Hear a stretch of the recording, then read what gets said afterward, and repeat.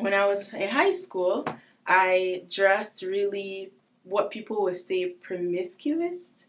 And I was called a bunch of names. Like people would call me a little prostitute, or they just called me names. And I guess from then on, I tried my hardest to hide who I was, or tried really hard to not have people think the best of me, because I had goals, I had dreams, I had things that I wanted to achieve. But oftentimes we make judgments about people we don't know based on what we're seeing.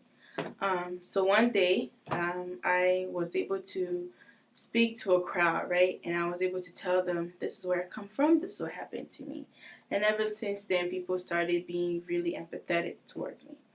Um, so going back to talking about exploitation. So um, when people, so let's say, imagine a girl who's 9 years old, not from America, so we have a cultural barrier and also a language barrier, and living in Newark, New Jersey, right, where she's being exploited. So I'm talking about sexual exploitation, and I'm also talking about labor trafficking, where um, she was being exploited for goods and services. So people would sleep with her, people would force her to work. And that went on for about, I want to say, 9 to 15, 16. I don't know how long that is. I don't know. I want to say more than like 6 years.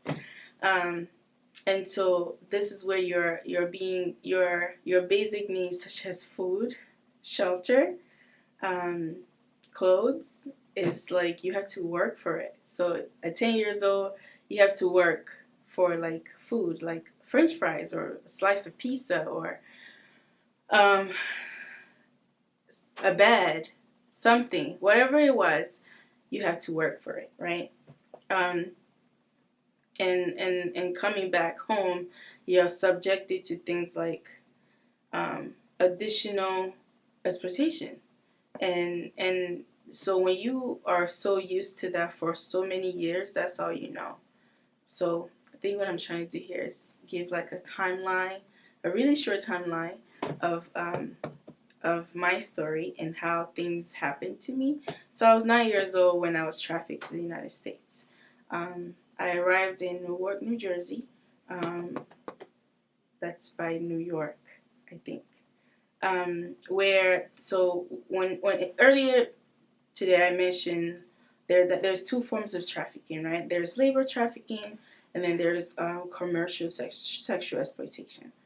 And both go hands in hand. I think when you find victims of human trafficking, you often find that there's usually one or the other. Because when people exploit other people, they don't give limitations as to how long or how little or how much they want to exploit. There's a little bit. If there's a little bit of flexibility, they take full effect.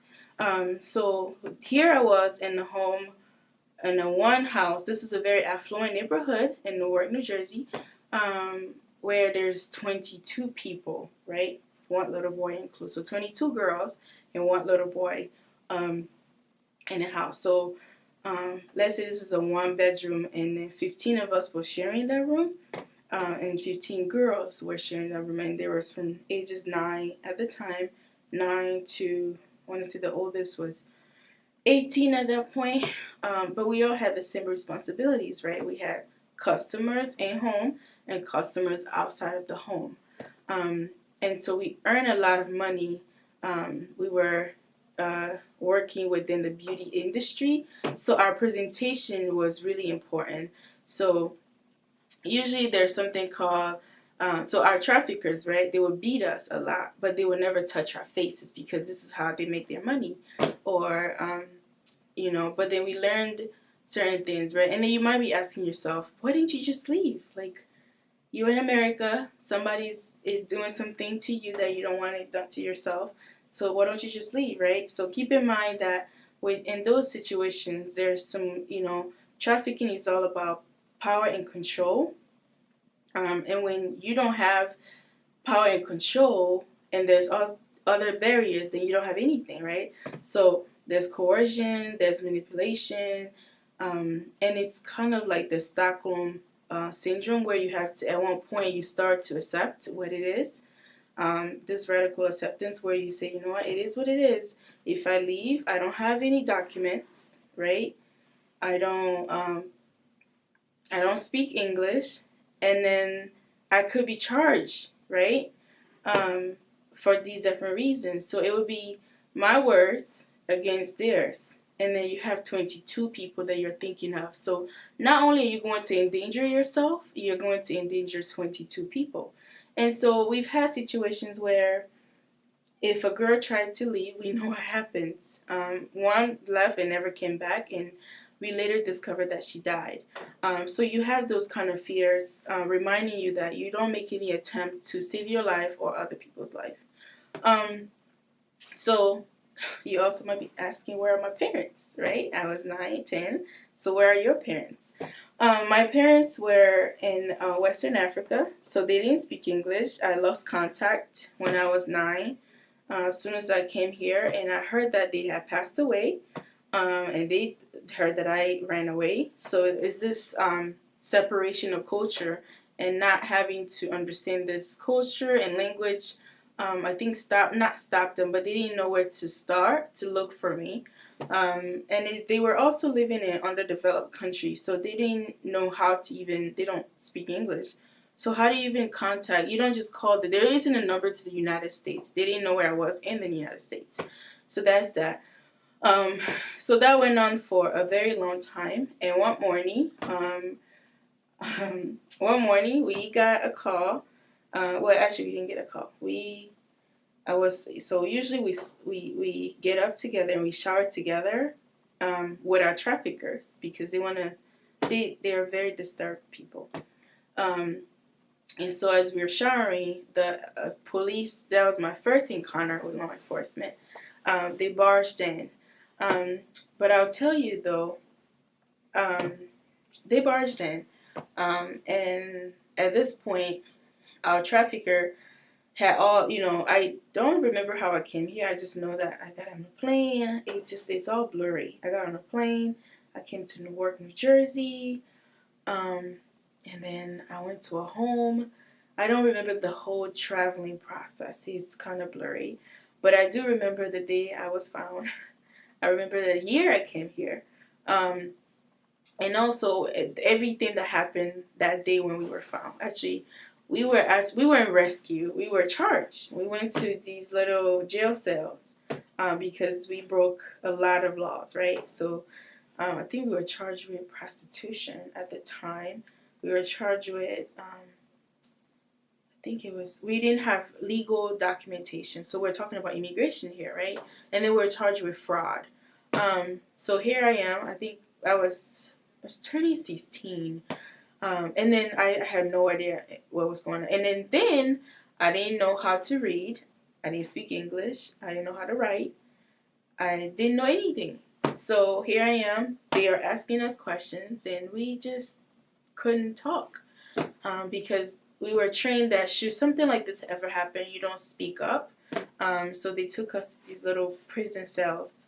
And I think they made special accommodation for us because I think they were following, it was like a formal thing where we weren't treated like prisoners, but we were still, it's like a whole due process where we were arrested. They took us to this prison. It was just us. They put all of us in one cell, except one person. And we were there. They were there for, I want to say, a whole day. And so after that, they took us to a hotel. And because I was a minor, most of us were minors, we were able to come to foster care in Michigan. So there we go. We were at 16 in charge, and so one chapter was closed, another one reopened.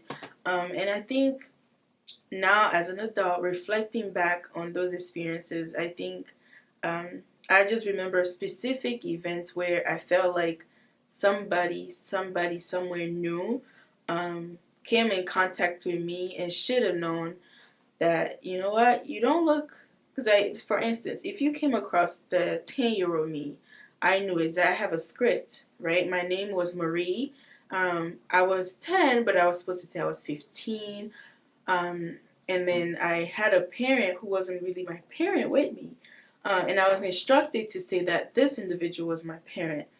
So if you come across me, and it was a lady, so she presented herself in a nurturing manner, so you would think, oh, there. So that's an act that we work really really hard on. So I think it's so important for us, no matter our level of education, no matter who we are, no matter our roles and titles in society, to keep aware of those kind of cues, right? If your gut is telling you that something is wrong and I should do something, chances are just act on that. And if you're wrong, that's okay. But if you're right, there's a small chance that you might be saving a little girl's life, that you might be rescuing a lot of people just by what you decide to do. Um, so I came across people who asked, they were really curious as to where I was in school, but then I had answers to every single questions you can think of.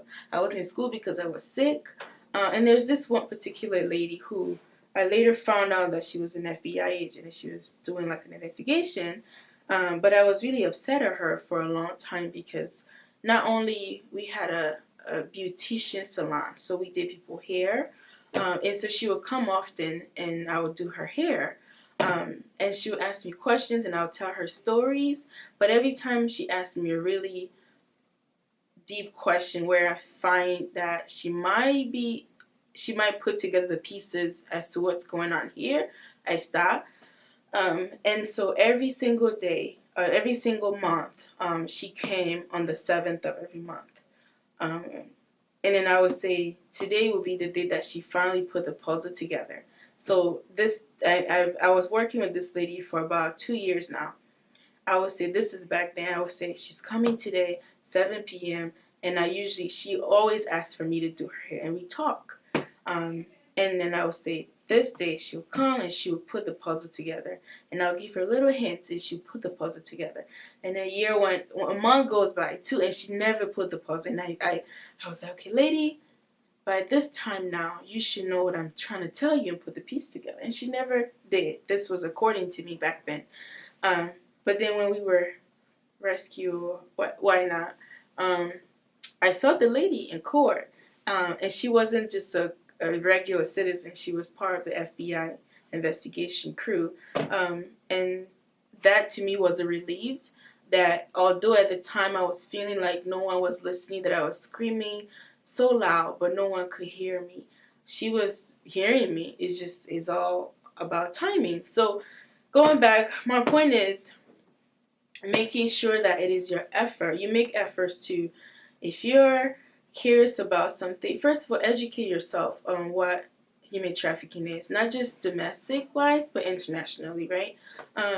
And also make it your goal to do something about it. So awareness is important, advocacy is important, education is important, and all together, and if you put all that together, then you're seeing that you're part of the force that wants to get rid of this phenomena, right? It doesn't only happen in underdeveloping countries, right? Your neighbor next door might be somebody who you're suspicious of. Follow up with that. So here I am as an adult, and now I feel like I have to do my part. When you see me, a regular person see me, you don't know my story, but then always just practice humility, and be kind to people. And I think that's where it starts. Assuming the best of everyone, and making it your effort, making it your duty to step in and do something when you're feeling, when you suspect something is going on. I'm originally from West Africa, Togo, and so we talked about, so human trafficking is right. A part of human trafficking is familial human trafficking, where somebody within the family, it can be a parent, it can be a relative, traffic a victim. So in my situation, it was a relative. So this is my aunt, my maternal aunt, who trafficked me. So it wasn't a coercion, right? Where she said, so there's like what we call, or what somebody call, Romeo pimping, which is not like a pimp. It's like the idea is that this person is providing you with everything at the moment just so that they can manipulate you to do something that they want you to do. So that's how it starts. So mine started with my aunt. I used to vacation with her all the time. So this is back home. So home as in Western Africa. So she would tell my parents that I was really smart, so that perhaps I should continue my education um, in like westernized countries, like either England or America. That's where she lived, those two places. So she said, you know what, let's just go to the United States. You have more opportunities there, so let's just do that. And because this is somebody I knew growing up, it was no, my parents said, okay, well, you know what, you go to with your aunt. Um, and so when I got here, so what happened was, I, as always, I used to go to her for vacations every summer. So I just went one time, and then she said, you know, this would be a perfect opportunity for you to let your parents know that you want to start this time. So I called my parents, and she was like the mastermind into planning everything. So um, she arranged for me. So what she did was she used fraudulent documents to bring me here. So my parents, so I went to vacation with her. And so we later talked about me just continuing my education before my 10th birthday. So I can be enrolled in school, and she would take care of everything, and she had to work. So she was in a hurry to get me here so that she can start working. And so everything just happened very fast. And next thing I know, she got a passport, I think. But the one thing I remember, she started calling me Mary, and she said that Mary really goes well with me and not my name. So she just started calling me Mary, and she said, from here on, we'll go to the United States. Somebody asks you, say your name is Mary, and that I'm your mom. And I said, okay. And notice that this person wasn't, a person who will harm you is not going to be somebody, not always somebody you don't know, right? So this is where the familiar trafficking comes in, where I already know her, I already had a rapport with her, I'm already comfortable with her. So she had access. So all she has to do is to assert that power and control. Um, and so that's how she managed to get me here. And from then on, everything just unraveled in a really bad way. So it wasn't just me who came here. It was, so I mentioned that there was 22 girls and one boy.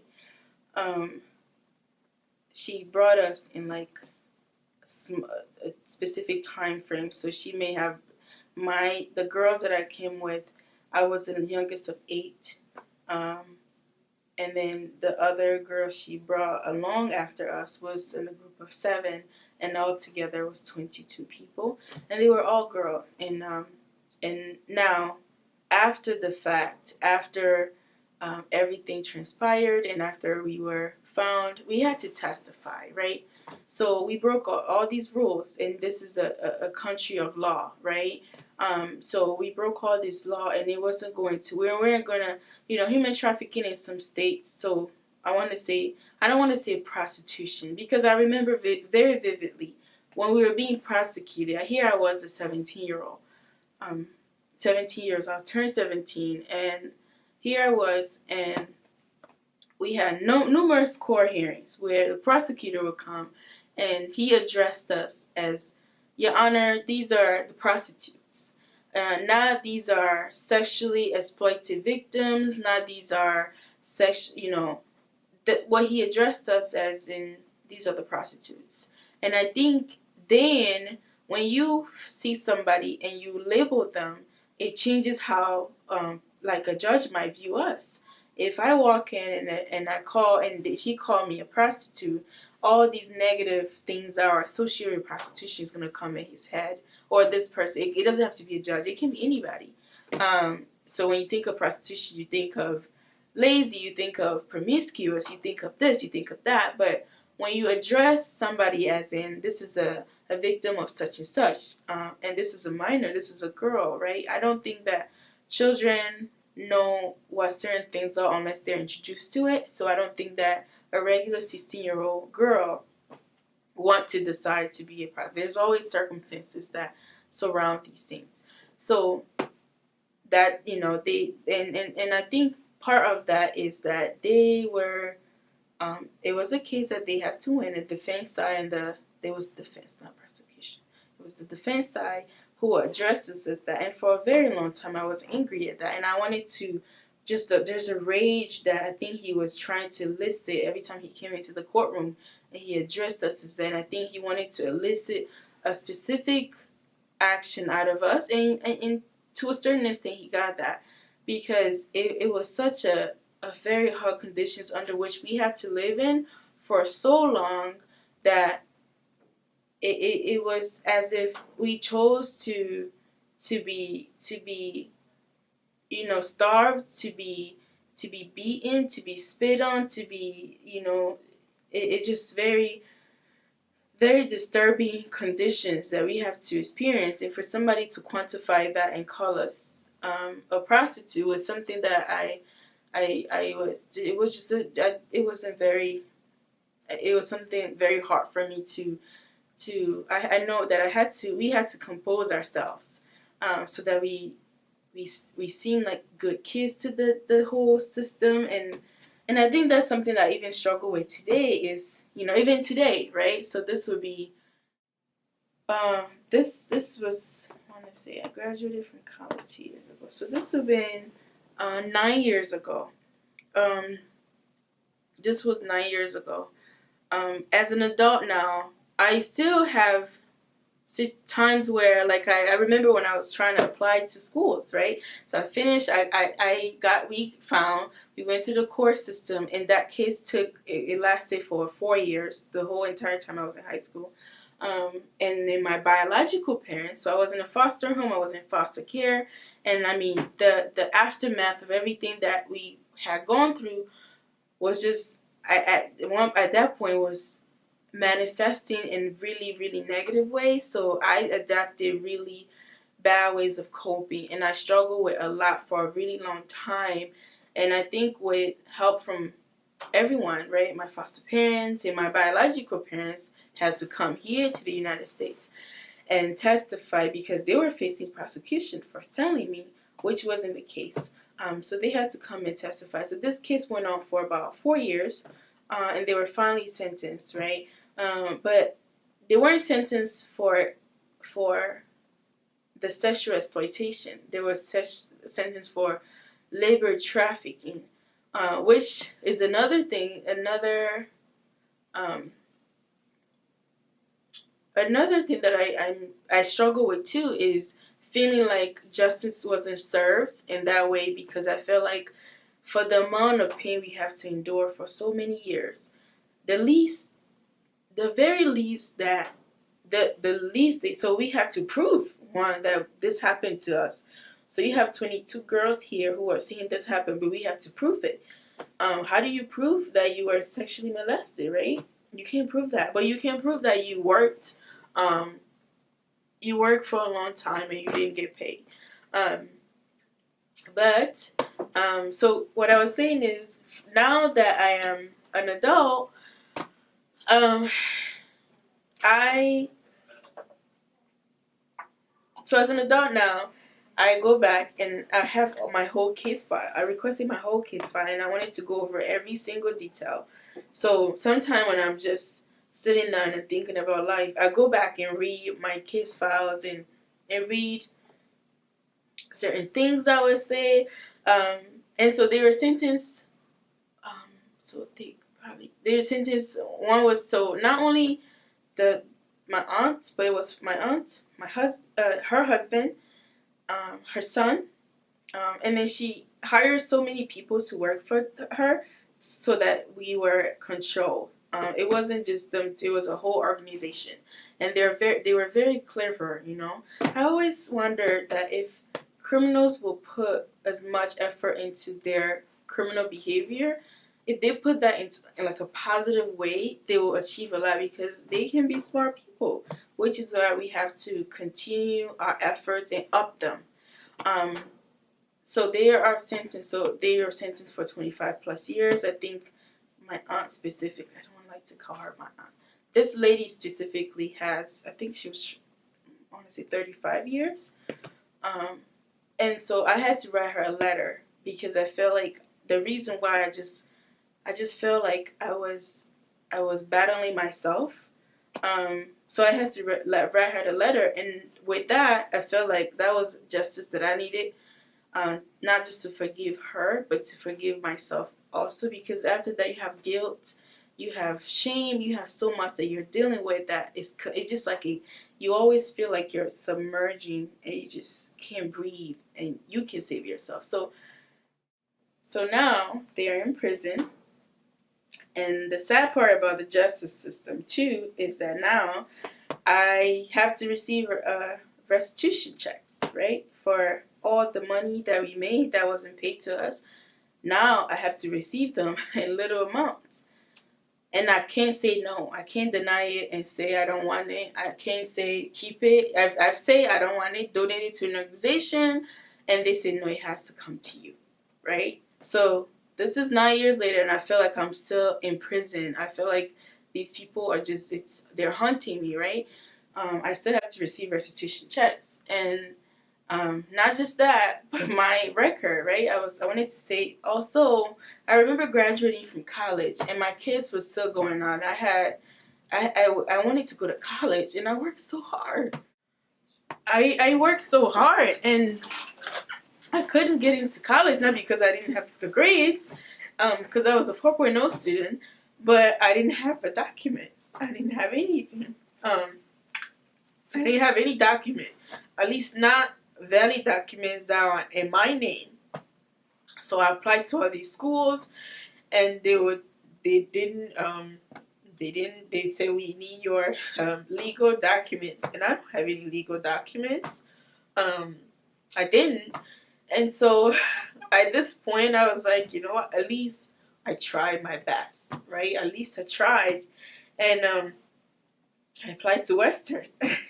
And Mark Delury, I don't, some of you might know him. He happened, I don't know what happened, but that was just, I'm a big faith person. So I would say that was all God, because he came across my college application, and for some reason, he played a significant role into my admission process. And I was able to come to Western and receive a scholarship and achieve my goals. So I like to think of myself as a success story, not because I'm rich, but because I feel like I beat the odds, right? Because out of 22 girls, and I think only 3 of us can say that.